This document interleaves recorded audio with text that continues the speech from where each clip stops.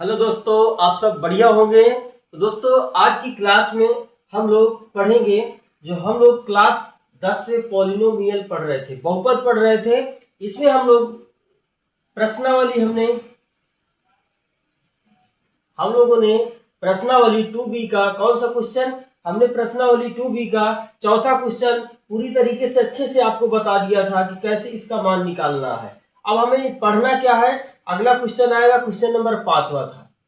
Question number क्या था? 5वां था।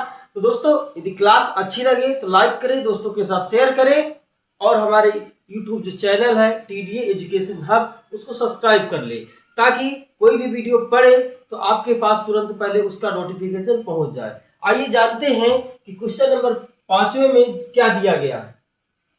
देखिए, क्वेश्चन नंबर जो 5वां है हमारे पास, तो इसमें दिया गया है कि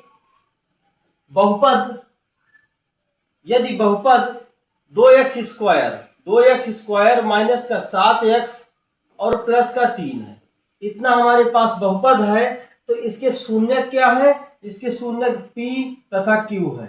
p तथा q इसके शून्यक हैं। तो हमें मान किसका ज्ञात करना है? p square plus q square का मान ज्ञात करना है। इतने का हमें मान बताना है। तो क्या दोस्तों ये मान आप बता पाएंगे? चलिए आइए जानते हैं कि ये मान कैसे निकालना है। तो सबसे पहले हम जानते हैं कि जिसके शून्यक होते हैं, जो शून्यक होते हैं, तो शून्यकों का योगफल हमें पता है और शून्यकों का क्या पता है? शून्यकों का गुणनफल पता है। शून्यकों का योगफल, शून्यकों का गुणनफल पता है हमको। तो वही फार्मूला लगा देते हैं इसमें, शून्यकों का योगफल क्या होगा और शून्यकों का गुणनफल क्या होगा। उसके पहले ये जानिए आप कि ये हमारे पास p square plus q square कहां से आएगा। तो ध्यान दीजिए कि हम लोग स्क्वायर कब पाते हैं? जब हम लोग होल स्क्वायर खोलते हैं या वर्ग करते हैं, तभी तो हमें स्क्वायर मिलेगा। तो हम लोग क्या, आप ये वाला सूत्र जानते हैं क्या? a प्लस बी का होल स्क्वायर, ये वाला सूत्र जानते हैं क्या? जिसमें a स्क्वायर आता है प्लस बी स्क्वायर आता है और प्लस का 2ab आता है। ये वाला फार्मूला आप जानते हैं। इसी प्रकार से हम लोग, यदि हम यहाँ पर a के स्थान पर p रख दें और प्लस b के स्थान पर q रख दें, तो दोनों का होल स्क्वायर कर दें, तो हमारे पास जो भी आएगा तो क्या आएगा? p स्क्वायर आएगा प्लस q स्क्वायर आएगा प्लस का 2pq आएगा। क्या इतनी बात समझ पाए? तो यहां से क्या हम लोग p square plus q square का मान यदि निकालेंगे तो हमारे पास क्या आएगा? ये जो है ये माइनस में आ जाएगा, तो p प्लस q का होल स्क्वायर ही रहेगा। ये इस पार आएगा तो माइनस 2pq हो जाएगा। अब बराबर में क्या हो जाएगा? p square plus q square हो जाएगा। तो क्या हमारे पास मान आ चुका है जिसका हमें मान निकालना। ध्यान दो, हमें मान किसका निकालना है? हमें मान निकालना है p square plus q square का। यदि हम लोग को आप इतना यदि सॉल्व कर पाएंगे तो ये बहुत ही आसान है। क्या है? बहुत ही आसान। इतना आपको केवल फार्मूले से लाना है, ठीक है। तो अब हमारे पास जो समीकरण उस पर जानते हैं, जो बहुपद दिया गया है। तो हमारे पास बहुपद कितना है? जो हमारे पास बहुपद है, तो बहुपद है कितना? 2x स्क्वायर माइनस का 7x और प्लस का 3, इतना हमारे पास बहुपद दिया गया है। अब हमें यह पता है कि कोई भी बहुपद होता है उसके शून्यकों का योगफल क्या होता है और शून्यकों का गुणनफल क्या होता है। तो हम जानते हैं कि शून्यकों का योगफल, तो क्या करेंगे? शून्यकों को जोड़ देंगे तो हमारे पास क्या आ जाए? शून्यक क्या है? p q है, तो p प्लस q, ये हमारे पास शून्यकों का योगफल हो गया। और क्या होगा? शून्यकों का गुणनफल ले जाते हैं, तो शून्यकों का गुणनफल क्या होता है? गुणनफल। ये क्या हो जाएगा? दोनों का गुणा करा देंगे तो p इंटू क्यू आ जाएगा, p इंटू क्यू आ जाएगा। इतनी बात समझ पाए? वही यहाँ पे लिखा है। यदि हमें p प्लस क्यू का मान पता हो जाएगा और p इंटू क्यू का मान पता हो जाएगा तो ये आसान से निकल आएगा। तो हम लोग ये जानते हैं कि ये हमारे पास ये फार्मूला होता था। ये क्या होता है? हमने ये प्रश्नानुसार इसको कर लिया है, प्रश्न जो कह रहा है, ठीक है। अब इसके बाद जो समीकरण दिया है इसके हम शून्यक निकालते हैं। शून्य किसके निकाल लेते हैं। तो ध्यान दो, इसके शून्य कैसे निकालेंगे। आप देखो, इसको शून्य के यदि निकालना है तो हम लोग इसका जो है गुणनखंड करके भी निकाल सकते हैं। क्या करेंगे, गुणनखंड करके निकाल सकते हैं, या तो बिना गुणनखंड के निकालना है तो आप इसको क्या करेंगे, हमें हमारे पास एक तरीका और है। देखो, एक तो हमारे पास है गुणनखंड इसका करके इसके शून्य निकाल लेंगे। दूसरा तरीका इसका क्या है, दूसरा तरीका हमें पता है कि शून्यकों का जो योगफल होता था, क्या होता था बेटा, शून्यकों का योगफल क्या होता था, शून्यकों का योगफल हम लोग अभी पढ़ के आए हैं, जहां पर हमने सत्यता की जांच की थी। तो ये क्या होता था, ये होता था माइनस यक्स का गुणांक होता था, बटा हमारे पास क्या होता था, अचर पद होता था। क्या होता था, अचर पद होता था। क्या हम लोग इसको पढ़ के आए हैं। तो यहां से यदि शून्यकों के योगफल की बात की जाएगी तो माइनस यक्स का गुणांक कितना है, -7 है। क्या है, माइनस एक्स का गुणांक कितना है, 7 है, माइनस का। तो माइनस पहले से है और माइनस का 7 गुणांक भी है। और बटे में क्या आएगा, बटे में अचर पद कितना है बेटा, 3 है। तो ये हमारे पास शून्यकों का जो योगफल आ गया, कितना आ गया, माइनस माइनस प्लस हो जाएगा, तो 7/3 हो जाएगा हमारे पास। क्या हो जाएगा, 7/3 हमारे पास शून्यकों का योगफल आ गया। समझ पाए बेटा। तो यहाँ से आप लोग यदि शून्यकों का योगफल पता है तो हम यहाँ पे रख देंगे। अब शून्यकों का गुणनफल भी लाना है तो शून्यकों का गुणनफल भी हम ले आते हैं, तो ये सॉल्व हो जाएगा। चलिए, शून्यकों का गुणनफल कैसे लाते हैं। शून्यकों का जो गुणनफल है हम लोग पढ़ के आए हैं। क्या पढ़ के आए, शून्यकों का गुणनफल क्या होता है बेटा, शून्यकों का गुणनफल क्या होता था, ये होता था एक्स स्क्वायर का गुणांक और बटा क्या होता था, अचर पद होता था। क्या हम लोग ये सब पढ़ के आए बेटा, अचर पद क्या होता था, अचर पद होता है। तो आगे क्या आ जाएगा, ये देखो, एक्स स्क्वायर का गुणांक यहाँ पे कितना है, 2 है। अचर पद कितना है, अचर पद 3 है। तो क्या हो जाएगा, 2/3 हमारे पास शून्यकों का गुणनफल हो जाएगा। तो यहां से हमारे पास अब जो मान निकालना है, P square plus Q square का मान निकालना है। इतना हमने फाइंड कर लिया है कि p प्लस क्यू का होल स्क्वायर होगा माइनस का 2p इंटू क्यू होगा। इतना होगा कि नहीं होगा। अब यहां से ये बताओ, अब तो सॉल्व हो जाएगा, सब कुछ हमने निकाल लिया है, सॉल्व हो जाएगा। तो हमारे पास शून्यकों का योगफल कितना है, शून्यकों का योगफल कितना आया था, यह आया था 7/3 आया था। शून्यकों का गुणनफल कितना आया है, 2/3 आया है। क्या इतना मान आप रख पाएंगे, इतना मान नहीं रख पाएंगे। इतना मान जैसे आप रखेंगे तो सॉल्व हो जाएगा। तो कितना हो जाएगा, 7/3 का होल स्क्वायर माइनस 2 गुणे 2/3। ठीक है, 7/3 का होल स्क्वायर खोलेंगे तो क्या आएगा, 7 का 49 हो जाता है स्क्वायर और 3 का 9 हो जाता है। तो 9/49 माइनस 2 का गुणा 2 में तो 4/3 हो जाएगा। इसको सॉल्व कर लेंगे बेटा। इसको सॉल्व करेंगे तो हमारे पास P square plus Q square का मान आएगा। सॉल्व करेंगे तो क्या आएगा, चलिए 9 और 3 में लासा लेंगे तो 9 और 3 में लासा बेटा 9 ही आएगा। तो ऊपर कितना हो जाएगा, ऊपर 49 हो जाएगा और क्या माइनस 3 त्रिकाई 9 तो 4 3 12 और इसको अब घटा देंगे तो घटाने पर ये 12 घट जाएगा तो कितना बचेगा, 9 घटा दिया 40 हुआ, 3 और घटा दिया तो 37। तो ये हो जाएगा 37/9 हो जाएगा। हमारे पास आंसर क्या आएगा, 37/9 आएगा। तो जो हमारे पास पी स्क्वायर कितना था, हमारे पास क्या था, पी स्क्वायर प्लस क्यू का इसका मान कितना आ जाएगा, P square plus Q square का मान कितना आ जाएगा, ये आ जाएगा 37/9। 37/9 इसका आंसर हो जाएगा। क्या इतना लगा पाएंगे आप। तो ये तो हमारा था इस सूत्र से। आप इसको यदि हम लोग इसका गुणनखंड करेंगे तो भी इससे हमारे शून्य का आ जाएंगे। इसका यदि गुणनखंड आपको करना है तो गुणनखंड करने के लिए इसका मल्टीप्लाई कराएंगे तो 2 3 6 आएगा। ऐसी बीच में दो संख्याओं में तोड़ना है जिनका गुणनखंड क्या आए, 6 आ जाए और जोड़ने पर माइनस का 7 आ जाए। तो माइनस का 1 और गुणे माइनस का 1 6 करेंगे तो क्या आएगा, प्लस का 6 आ जाएगा गुणा कराने पर। और जब इसी को -1 और -6 जोड़ेंगे तो माइनस का 7 आ जाएगा। तो यहाँ पे गुणनखंड 2x² माइनस का x माइनस का 6x, ठीक है, और प्लस का 3, इतना हो जाएगा।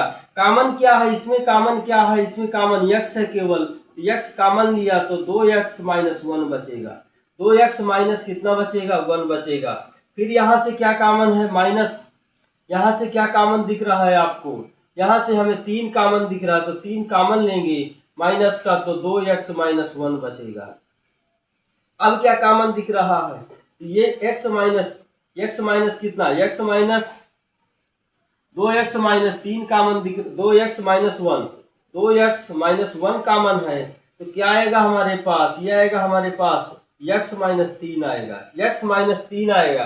अब यहाँ से यदि शून्य की बात की जाएगी तो शून्य देखो, एक इससे शून्य के लिए हम लोग इसको बहुपद मान के चलते हैं px, तो px का मान जैसे आप 0 करेंगे, px का मान 0 करेंगे तो एक बार इसको लेंगे 2x - 1 बराबर 0, तो यहाँ से हमारे पास x का मान आएगा, x बराबर 1/2 आएगा, एक मान 1/2 आ जाएगा। तो दूसरा मान कितना आ जाएगा, x बराबर क्या आ जाएगा, 3 आ जाएगा। तो एक शून्य हमारा 3 है और दूसरा शून्य क्या है, 1/2 है। जब इनका योगफल निकालेंगे तो ऐसे ही आएगा, योगफल क्या यहाँ से आप निकाल पाएंगे, ठीक है। चलिए, तो क्वेश्चन बहुत ही जबरदस्त था, मस्त था, हमने दोनों तरीका बता दिया है कि कैसे इसको सॉल्व करना। आप दोनों तरीके से इसको सॉल्व कर सकते हैं, समझ में भी आ गया होगा आपके। चलिए क्वेश्चन नंबर अगला देखते हैं बेटा।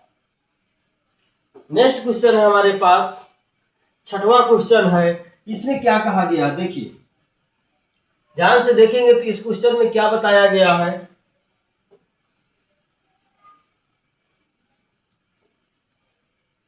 ये क्वेश्चन में कहा गया यदि बहुपद हमारे पास 3x² प्लस का 11x माइनस का 4 के शून्यक m तथा n है, तो हमें मान किसका ज्ञात करना है, m/n प्लस n/m, इसका मान हमें ज्ञात करना है। बेटा इसको थोड़ा सा सॉल्व करेंगे तो हमारे पास जैसे ही पहले अभी फॉर्मेट जो था उसी फॉर्मेट से इसको भी सॉल्व कर लेंगे। इसको थोड़ा सा सॉल्व करते हैं, तो आइए इसको थोड़ा सा हम लोग सॉल्व करते हैं। तो हमारे पास कितना है, m/n है और प्लस n/m है। यदि इसको हम लोग सॉल्व करते हैं तो क्या आता है, m और m में लासा कितना आएगा, m इंटू क्या आएगा, m इंटू n आ जाएगा, m इंटू क्या आ जाएगा, n आ जाएगा लासा। इसमें भाग लगा दें, n कट जाएगा, ये हो जाएगा, क्या हो जाएगा हमारे पास, m² हो जाएगा, m² प्लस क्या जो हो जाएगा, m से m कट जाएगा तो n² हो जाएगा। तो देखो हमारे पास m² प्लस n² अब बटा में m इंटू n हो गया। यदि हमारे पास हम बात करेंगे m प्लस n के होल स्क्वायर की तो कितना आएगा, m² आएगा प्लस n² आएगा और प्लस का 2mn आएगा, इतना आएगा कि नहीं। तो यहां से हम लोगों को इसका मान मिलेगा, m² प्लस n² का मान मिल जाएगा और ये वाला शून्यकों का गुणनफल ही रखा है, शून्यकों का योगफल। तो जैसे ही हम लोग को ये मान मिल जाएगा तो हम लोग इसको सॉल्व कर पाएंगे। चलिए तो ऐसे ही करते हैं इसका। तो सबसे पहले हम लोग इसका क्या करेंगे, शून्यकों का योगफल शून्यकों का गुणनफल निकालते हैं। तो शून्यकों का जो योगफल होता है, योगफल शून्यकों का योगफल हम लोग क्या निकाले हैं, क्या होता है, माइनस x का गुणांक और बटा क्या होता है, अचर पद होता है, अचर पद,